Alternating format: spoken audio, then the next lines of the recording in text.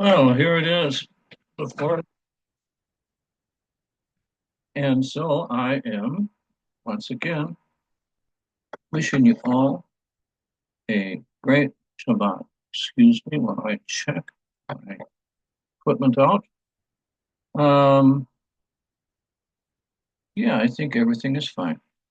So let's hope this cruise works out, and I will take my yarmulke, which is called kippah, and put it in the middle of my head. So first of all, it's been quite a week. Obviously, we had fires all over Israel. And today we are finally having a break from the fires, and the fires were all caused by arsonists, and some of them were actually Israeli Arabs. Most of them were not Israeli Arabs, thank God. They were like Palestinians that managed to infiltrate to try to burn our forests. At any rate, let me get comfortable here. And first of all, I want to wish you all Shabbat Shalom. Although all of you are great people. And I'm sure that even if you aren't Jewish, you can feel the blessing of the Sabbath. And of course, you have different Sabbaths. Some of you worship on Friday, some of you worship on Sunday. But at any rate, I do want to extend to every single one of you my heartfelt wish that you have a good Sabbath, a good time to spend with the Creator of the universe, according to any way you feel comfortable. We Jews have our own way, and not all Jews celebrate the Sabbath the way we do. There are different branches of Judaism that don't do everything that we do, but that's okay. A Jew is a Jew, is a Jew is a Jew.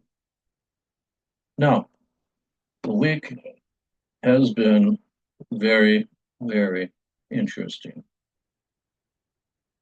We, at the present time, I saw that President Trump has basically just gone to do whatever he's going to do with Saudi Arabia. I assume that he's going to start the railroad that will go from the Red Sea to Saudi Arabia and allow people to avoid going through the Suez Canal. They can drop their stuff out in Aqaba or in Eilat, and it can be shipped north. Also, it will have a particularly good effect when you think about the fact that so many people make the Hajj and go to Saudi Arabia to circumvent, the Kaaba. One has to do that at least one time in one's life to be a good Muslim. So that would be a very big boon for them. Now, in terms of what the United States did to the Houthi in Taman, they sued for peace. But they still reserved the right to eliminate Israel and attack us. Well, Trump didn't have anything to say about that. What we all know is we're on our own with people like that. America won't intervene unless it's absolutely necessary, because we do a pretty good job using American equipment and blowing the living shit out of them. Now let's go on to the nuclear threat from Iran. The nuclear threat is not any less today than it was yesterday.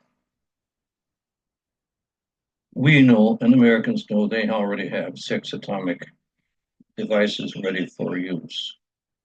So we've said through the Americans that one of the things that are necessary is that they, under international supervision, dismantle their 6 atomic bombs, not build anymore, and only use the uranium that they receive for peaceful uses.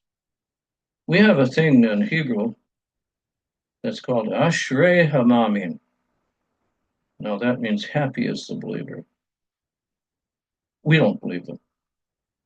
And when push comes to shove, we will destroy their facilities. And there is also a possibility that we will, use an atomic weapon to destroy their facilities and explode their atomic bombs in one nice long chain reaction. Boom, boom, boom, boom, boom, boom. Well, one can only hope. And I certainly do hope, because I really don't see anything else, any way else to do it. Oh, it's been a very busy time. My son came over to me today, and I wished him well. He's part of the new invasion group that's going to go in to Gaza as soon as President Trump okays the invasion. And we already have 500,000 combat-ready troops ready to go, all waiting on the launching point from where all the troops will be sent under air cover, and a massive extinction of anybody that's in the areas that we designate will be totally wiped out. We are, of course, going to allow the civilian population to go to certain areas that are under control and essentially surrender.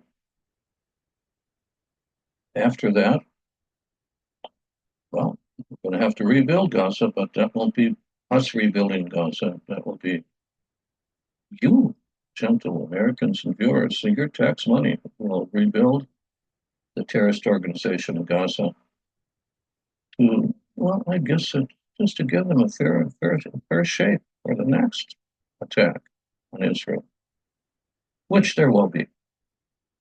There's only one thing that the Arabs do have in common.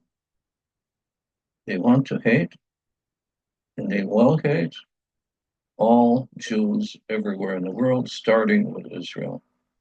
They want the same thing that Adolf Hitler wanted: destroy Jews everywhere in the world. And this doesn't matter too much if you're a Sunni Muslim or if you're a Shiite.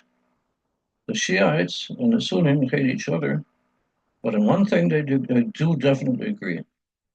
They agree that Hitler was right. The world is a better place without Jews. Well, the Jews have been a better place without the world. That's something to consider. So long for now. I'm going to be making my blog for Shabbat. Excuse me. As you may know, I have a blog on the Times of Israel, and I try to put interesting things on several times a week. And you're most welcome to find it there online. Just look up for Times of Israel's blog, David Ramati, and it'll take you right to my blog. So have a great Shabbat, Shabbat Shalom, and keep on trucking. Bye-bye for now. See you very soon. Or not. I hope so. Let it be so.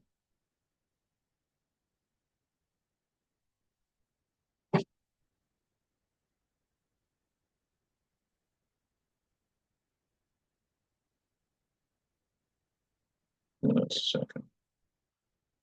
I want to get these controls working.